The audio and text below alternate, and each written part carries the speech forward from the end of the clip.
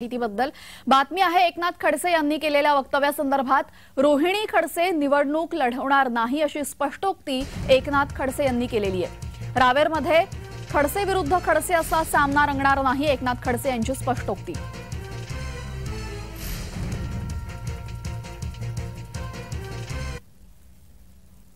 मुळामध्ये रावेरमध्ये खडसे विरुद्ध खडसे ही लढाई होणार नाही।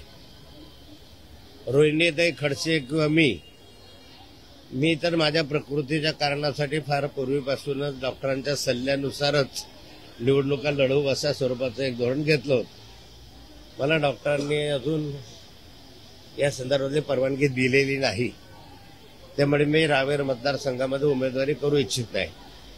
रोहिणीताई या ठिकाणी उमेदवार म्हणून त्यांनी कधीही विचार केला नव्हता।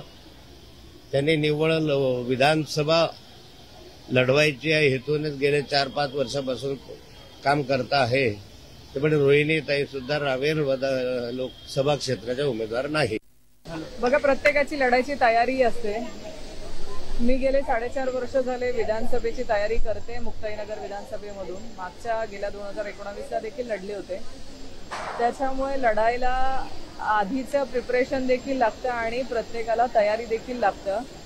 आणि शेवटी बघा, पक्ष निर्णय घेत असतो। आम्ही कुणाला उमेदवारी द्यावी हे पक्षाचा निर्णय असतो आणि हे पक्षच ठरवतो की कुठला कॅन्डिडेट तिथे चांगल्या रीतीने लढू शकतो, म्हणून हा पक्षावरती सोडलेला निर्णय आहे शेवटी।